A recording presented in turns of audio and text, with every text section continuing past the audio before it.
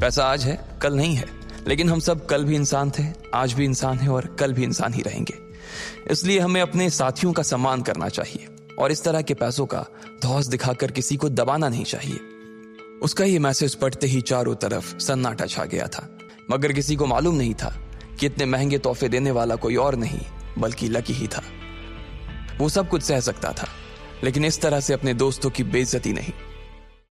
हाँ यार, एक आदमी को कैसा होना चाहिए? हमारे नए एडमिन जैसा होना चाहिए। जब एडमिन की तारीफ में ये सब कमेंट आने लगे तो आकाश अपने आप ही शांत हो गया था और थोड़ी देर में उसने चैट रूम भी छोड़ दिया।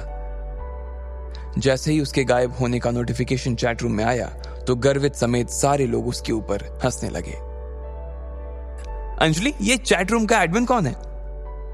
तभी अंजलि के पीछे से एक आवाज आई। हेलो गाइस, ये मेरी फ्रेंड और मेरी रूम पार्टनर डिंपल है। मुझे तो लगता है कि ये मुझसे भी ज्यादा सुंदर है। वैसे मैंने इसकी लाइव का लिंक कमेंट सेक्शन में डाल दिया है, आप जा सकते हैं वहां। अंजलि ने डिंपल का इंट्रोडक्शन करवाते हुए कहा। डिंपल भी अंजलि का लाइव देख रही थी। जब उसने देखा कि उसके कमेंट सेक्शन में 5 चांद पड़े हुए थे तो उसका दिमाग ही खराब हो गया। वो अपने मन में इन चारों के पैसे जोड़ रही थी और अचानक उसके मुंह से निकला 50,000। उन चांदों को देखकर डिंपल का भी मन कर रहा था कि वो उस अमीर आदमी से मिले और बात करे जिसने अंजलि को इतना बड़ा तोहफा दिया था। अंजलि, तुमने मेरे सवालों का जवाब नहीं दिया यार। मैं पूछ रही हूं ये आदमी कौन है? यार पता तो मुझे भी नहीं है ये कौन है, नाम तो मुझे भी नहीं मालूम है और देखने से भी ऐसा ही लग रहा है कि ये सर मेरे लाइफ पर आज पहली दफा आए हैं। सर आप सच में ही बहुत ही कूल हो, मैं तो आपकी फैन हो गई।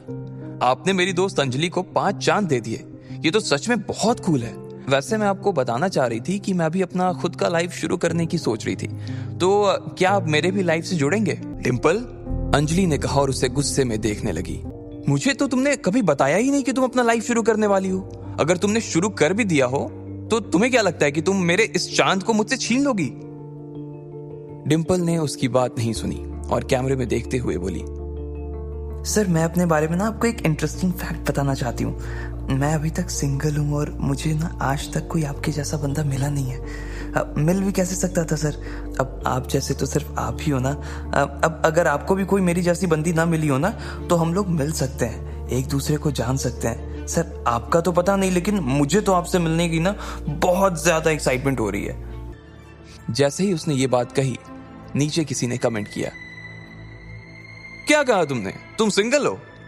हाँ, अभी तक मैं सिंगल ही हूं और आज तक मैंने अपना किसी को बॉयफ्रेंड भी नहीं बनाया है। कैसी बात कर रही हो डिंपल? सबके सामने लाइव आकर झूठ। पूरी क्लास जानती है कि अभी अभी तुम्हारा लकी के साथ ब्रेकअप हुआ है और पूरी क्लास ये भी जानती है कि तुम आजकल राहुल के साथ घूमती हो। अरे तुम भी क्या बोल देती हो अंजलि? मैं और राहुल तो बस अच्छे दोस्त हैं यार, और इसके अलावा और कुछ भी नहीं। हम सिर्फ साथ में हैंग आउट करते हैं। और जहां तक बात रही लकी की, तो वो तो बेचारा इतना गरीब है। मैं तो सिर्फ उसकी पढ़ाई में हेल्प करती थी, कभी उसे कोई टॉपिक समझा देती तो कभी उसके नोट्स लिखवा देती थी। सर अगर आप वैसे डिंपल के बारे में और भी कुछ जानना चाहते हो तो मुझे भी। इससे पहले कि अंजलि आगे कुछ कह पाती, उसने देखा कि एडमिन चैट रूम छोड़कर चला गया था। उसे जाते हुए देखते ही डिंपल और अंजलि का मुंह उतर गया। इधर लकी ने अपना फोन बंद कर दिया और आंखें बंद करके अमित के पलंग पे लेट गया। ये सब सोचते हुए लकी को कब अमित के बिस्तर पर नींद आ गई उसे पता ही नहीं चला। अगले दिन जब उसके बाकी दोस्त क्लास के बाद अपने कमरे पर आ रहे थे तो वो सब लकी को भी अपने साथ ही ले आए थे। मेरी वार्डन से बात हो गई है, उसने कहा है कि तुम जब चाहो तब फिर से शिफ्ट कर सकते हो, इसलिए हम आज ही तुम्हारा कमरा खाली करके सारा सामान यहाँ से ले जाएंगे। अमित को भी कोई दिक्कत नहीं है, उसने भी हाँ कर दी है। प्रीतम ने कहा। लकी का भी उस कमरे में अकेले मन नहीं लग रहा था, इसलिए उसने भी हाँ कर दी थी कि इतने में अमित आ गया। जैसे ही वो कमरे में घुसा तो सबने उसकी उतरी हुई शक्ल देखी। वो बहुत उदास नजर आ रहा था। क्या हुआ भाई? लकी ने पूछा। कोयल को कुछ हो गया है, और कहते ही उसने अपनी गर्दन नीचे झुका ली। बाकी तीनों लोग घबराई हुई नजरों से उसे देख रहे थे। पर हुआ क्या भाई? कोयल ठीक है? लकी ने उसके पास लगी कुर्सी पर बैठते हुए कहा।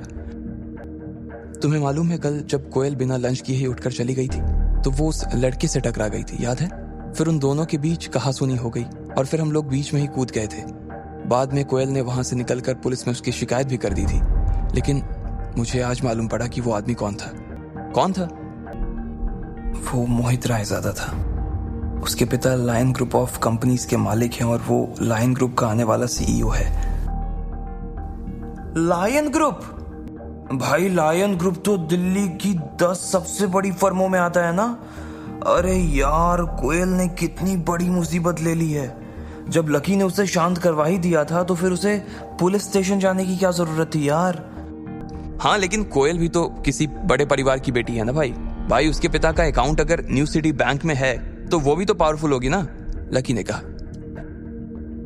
भाई उसके पापा की कोयल ग्रुप ऑफ कंपनीज नाम से फर्म तो है, वो भी बहुत बड़ी है, लेकिन लायन ग्रुप के आगे वो कुछ भी नहीं है यार। और मैंने तो ये भी सुना है कि लायन ग्रुप और कोयल ग्रुप के बीच कुछ प्रोजेक्ट्स पर पार्टनरशिप चल रही थी। लायन ग्रुप ने कोयल ग्रुप को कुछ काम दिलवाया हुआ था, लेकिन अब इस झगड़े के बाद वहां से कोयल के पिता के पास एक लेटर आया है और अब वो कह रहे हैं कि उनकी सारी पार्टनरशिप वो खत्म कर रहे हैं और ये भी कहा है कि आगे से वो कोई काम नहीं करेंगे। ये सुनते ही ना भाई कोयल के पापा सख्ते में आ गए। बस यही समझ कि उन्हें हार्ट अटैक नहीं आया है, वरना हमारे बीच नहीं होते वो आज। उसके बोलने के बीच ही अमित का फोन बजने लगा। सब लोग उसके फोन की घंटी की आवाज सुनते ही शांत हो गए थे। आखिर किसका था वो फोन?